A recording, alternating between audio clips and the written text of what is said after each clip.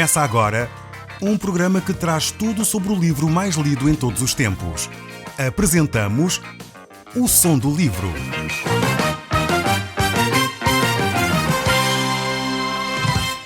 Seja muito bem-vindo. Neste podcast vai encontrar o livro mais conhecido e lido em todo o mundo. Vamos levá-lo numa viagem pela história da humanidade. Este é um audiolivro para si, para a sua família e sociedade em geral. Contextualização e comentários de Paulo Chaveiro.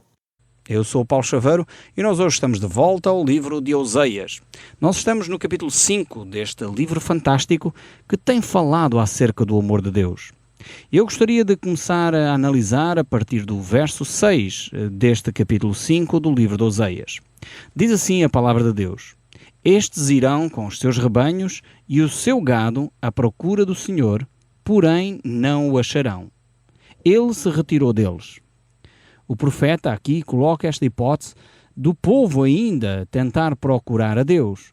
Mas, no entanto, é de facto uma hipótese que certamente eles não iriam encontrar Deus. A própria palavra de Deus nos diz que o povo que buscar o Senhor deve fazê-lo enquanto ele se pode achar.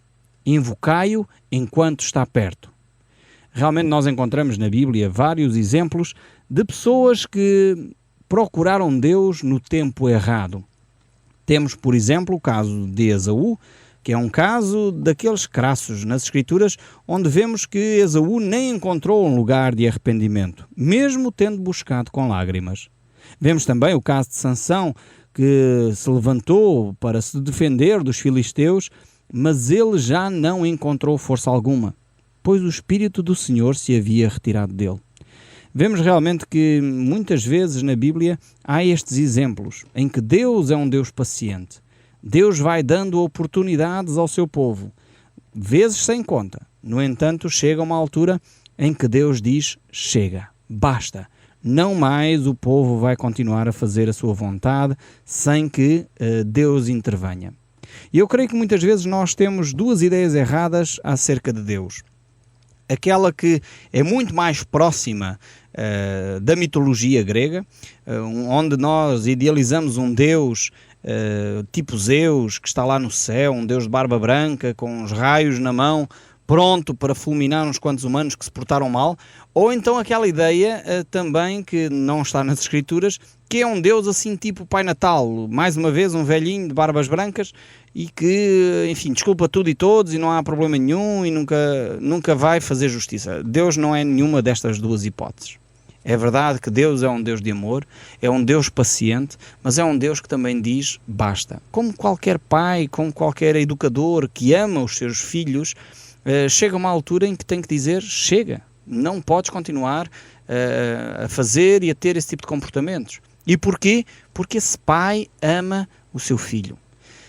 Tenho acompanhado algumas famílias que infelizmente têm tido a dificuldade com filhos na toxicodependência. E um dos conceitos importantes para ajudar as chamadas famílias codependentes é, no fundo, o amor firme.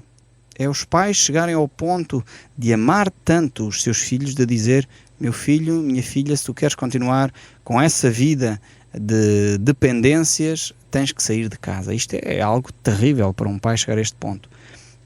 Não vou sustentar mais o teu vício. Muitas vezes os pais vão continuando porque amam os seus filhos e querem o melhor para os seus filhos, para que eles não caiam no roubo, para que não caiam numa vida promíscua, vão alimentando esse vício, achando eles que estão a fazer o melhor. Mas isso só vai fazer com que as pessoas mantenham esses vícios. Chega a um ponto em que o pai e a mãe têm que usar um amor firme. Dizer: meu filho, se queres continuar com essa vida, não vais fazê-lo com o meu consentimento. E isto é chamado amor firme.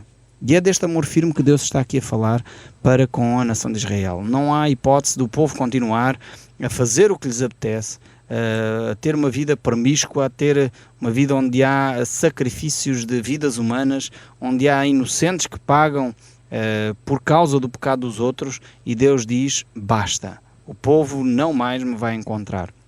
É realmente este amor firme que nós encontramos aqui nas Escrituras.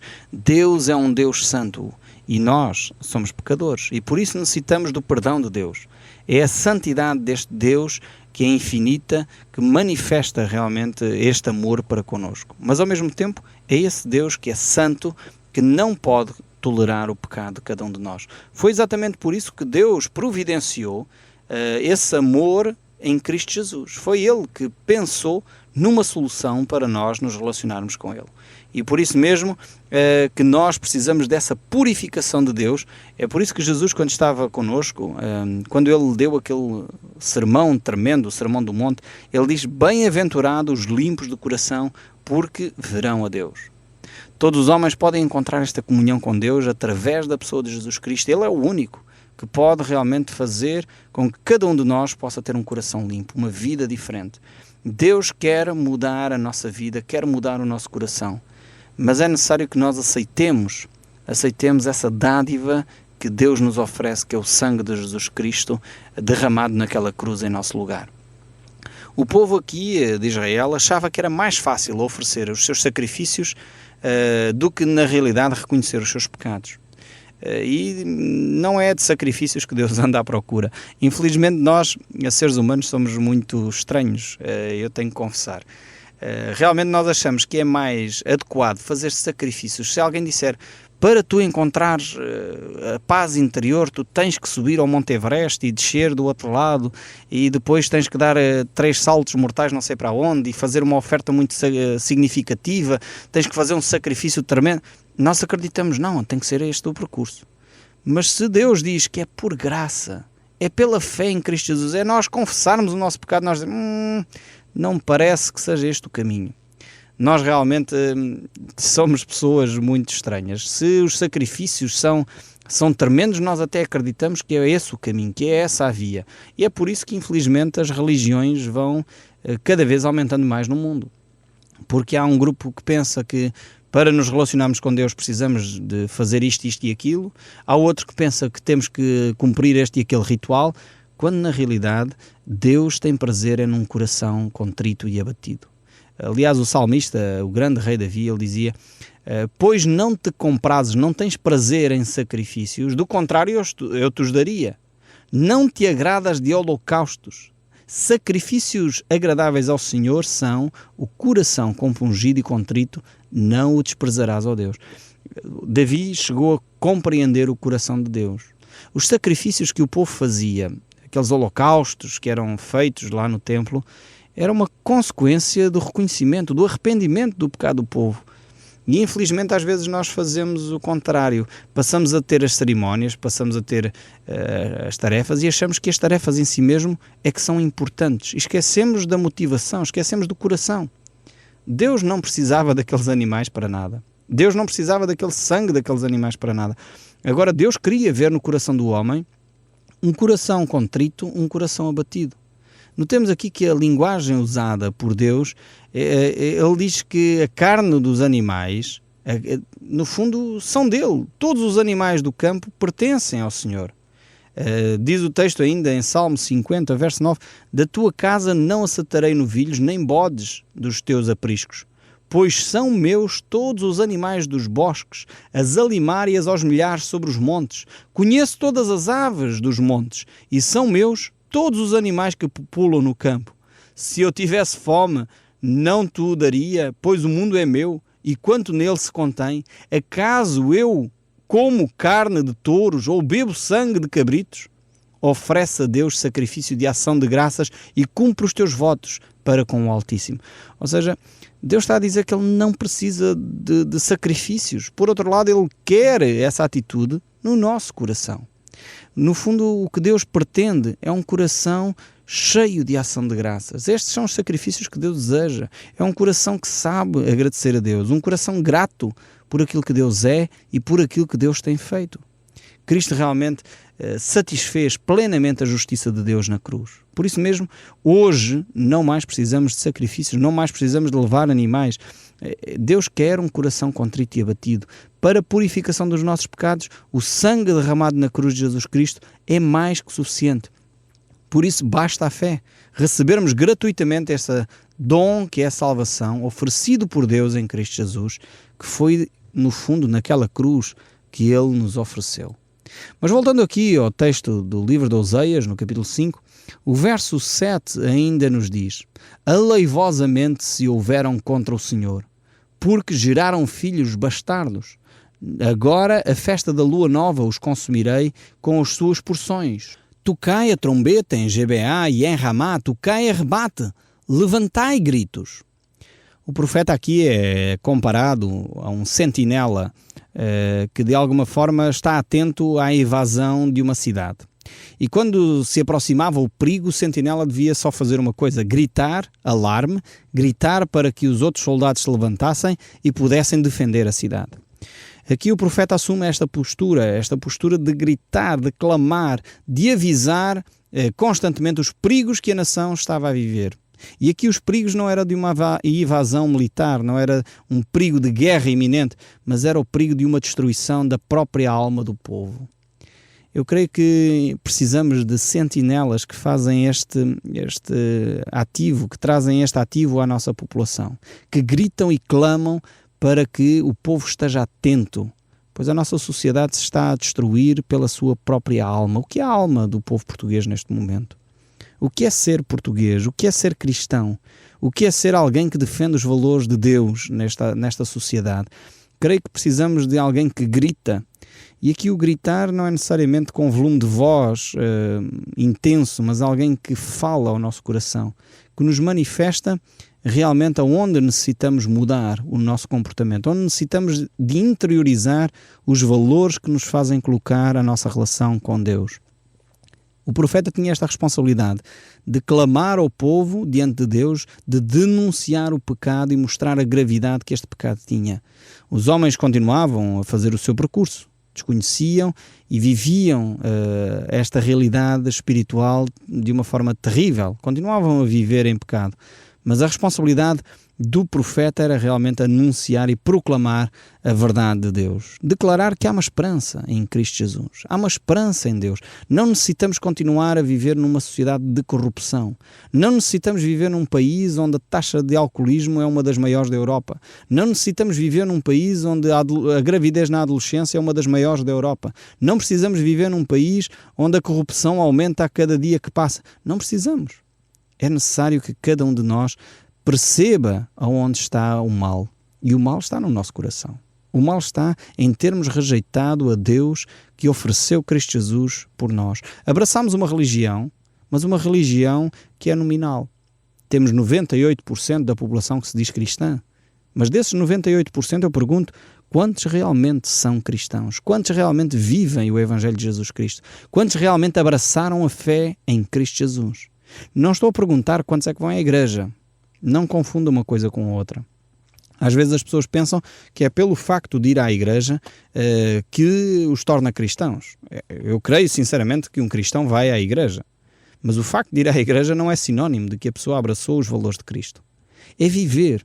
É aquela expressão que Jesus constantemente trouxe à reflexão no seu tempo daqueles religiosos. A nação de Israel era extremamente religiosa, mas Jesus chamava-lhes de hipócritas. Porque na realidade iam à igreja, iam ao templo, faziam as suas cerimónias, mas depois em privado aquilo não tinha eco nenhum nas suas vidas. O viver o cristianismo é aquele que sabe viver o cristianismo numa via pública, num ambiente público, mas é aquele que vive o cristianismo e os valores de Cristo na vida privada. Então a vida privada tem um alcance tremendo, porque é transportada para a via e para o dia-a-dia, para aquilo que é as nossas relações. Então, quando vivemos o cristianismo, vivemos-lo também na vida privada. E eu creio que é aí que precisamos começar a transformar a nossa própria vida. Aqui, de volta ao texto bíblico, no livro de Oseias, no capítulo 5, verso 9, continua a dizer: Efraim tornar-se-á a assolação no dia do castigo. Entre as tribos tornei conhecido o que se cumprirá. Os príncipes de Judá são como os que mudam os marcos. Derramei, pois, o meu furor sobre eles como água. Temos aqui este Efraim, que é sinónimo da nação de Israel. E estas duas nações, quer as nações do norte, quer a tribo do sul, Judá, as duas nações Israel e Judá, estão aqui a ser alvo, no fundo, da atenção de Deus. Porquê? Porque as duas estavam a ter comportamentos que eram errados aos olhos de Deus. Vemos aqui esta situação em que os príncipes de Judá são, diz o texto bíblico, os que mudam os marcos. O que é que isto quer dizer? Nós que vivemos em cidades hoje já não temos muito esta percepção do que é que isto significa. Mas quem tem terrenos no campo sabe que existem uns marcos, normalmente em pedra, que eram colocados para definir os limites do terreno de cada pessoa.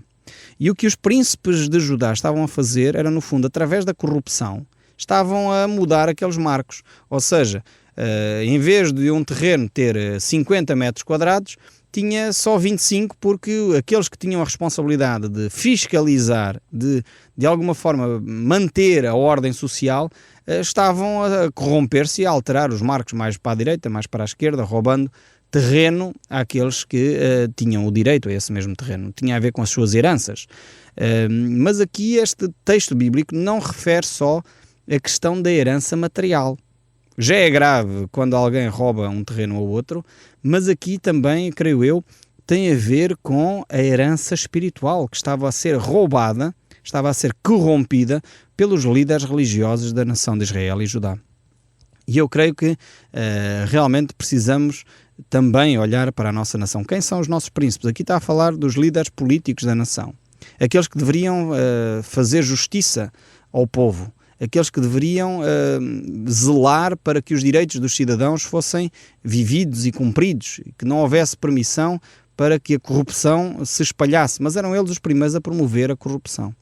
E Deus aqui então vai agir mais uma vez em relação aos príncipes de Israel e de Judá para que esta corrupção seja travada. E como é que Deus fez isso? Deus trouxe a nação da Assíria para a nação de Israel, para os levar em cativeiro, e para a nação de Judá, anos mais tarde, trouxe a nação da Babilónia. Esses dois grandes impérios levaram o povo de Israel cativo e dessa forma Deus foi sarar este mal que havia na nação de Israel e Judá. Durante 70 anos Judá esteve no cativeiro da Babilónia e na realidade esse cativeiro foi como uma purga para o povo de Judá, no sentido que Deus purificou a nação de alguns males que eram recorrentes. O primeiro mal que Deus sarou com esse cativeiro foi a idolatria. Deus permitiu que a nação de Judá fosse levada para o cativeiro da Babilónia e lá eles tiveram que ser confrontados com a idolatria dos babilónicos. O zoroastrianismo era a religião vigente na Babilónia naquela época e o povo, ao conviver com essa realidade, percebeu o seu erro. Nunca mais o povo de Israel se voltou para os ídolos após o cativeiro babilónico. Tiveram outros problemas, mas este ficou resolvido. E na realidade este era o desejo de Deus, que o povo realmente percebesse o erro que tinha cometido ao se voltar para a idolatria. E a razão que leva o povo a ir para esse cativeiro tem a ver com a perda dos valores, a perda do cuidado para com as heranças que o povo tinha, seja a herança material, seja a herança espiritual que eles haviam adquirido. Depois prossegue ainda o verso 11 a dizer: Efraim está oprimido e quebrantado pelo castigo, porque foi do seu agrado andar após a vaidade. O povo escolheu realmente esse caminho, o caminho da vaidade, o caminho do orgulho, e por isso mesmo recebeu a paga disso. A vida é um caminho onde nós temos que fazer opções. E no fundo, este caminho é como se tivesse uma barreira, podemos dizer assim, para não nos deixar cair. Mais uma vez, fazendo valer algum conhecimento daqueles que têm animais e cuidam dos animais no campo, vemos que essas pessoas cercam o sítio onde os animais estão com um fio elétrico fininho, com uma carga elétrica pequena, para ensinar os animais a não se aproximar daquele percurso. Mas se os animais fizerem força, aquele fio cai logo e passam a vedação. E a vida, no fundo, é com isto. Há um caminho que é proposto, o próprio Jesus diz, ele é o caminho, e há, digamos, avisos constantes para os perigos que nós temos se nos desviarmos desse caminho. São esses choques elétricos que nos alertam para o perigo de nos desviar. Mas se nós continuarmos e insistirmos, vamos nos magoar, sem dúvida, mas o perigo é a morte, é o abismo que está para além desse caminho. Nós precisamos de tomar atenção para não cairmos nesse abismo que muitas vezes está diante de nós, e nós precisamos mudar essa atitude. Diz ainda o verso 12: portanto para Efraim serei como traça, e para a casa de Judá como podridão. Quando Efraim viu a sua enfermidade de Judá, a sua chaga, subiu Efraim à Assíria e se dirigiu ao rei principal que o acudisse, mas ele não poderá curá-los, nem sarar a sua chaga. Vemos que Israel, mais uma vez, apesar de não perceber o toque de Deus, eles ainda vão ter com os seus inimigos. A Assíria foi quem levou a Israel para o cativeiro, e eles procuraram apoio quer na Assíria, quer mais tarde na nação do Egito. E prossegue ainda o verso 14: porque para Efraim serei como um leãozinho para a casa de Judá. Eu mesmo despedaçarei e ir-me-ei embora, arrebatá-los-ei e não haverá quem os livre. Quando Deus age, realmente não há ninguém que se pode opor à ação de Deus.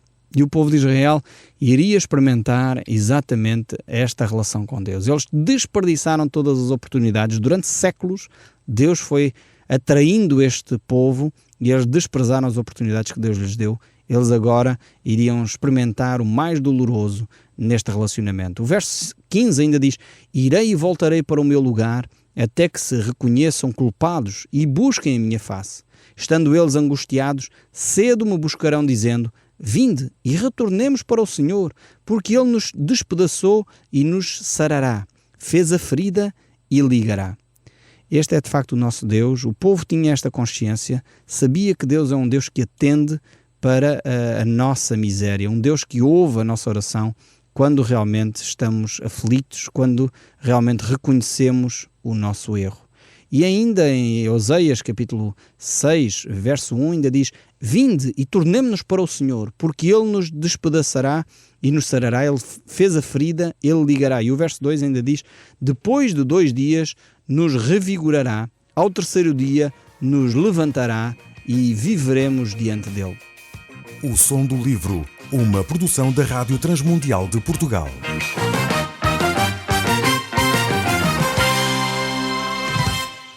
RTM. Conhece todos os nossos programas em rtmportugal.org. Uma produção da Rádio Transmundial de Portugal.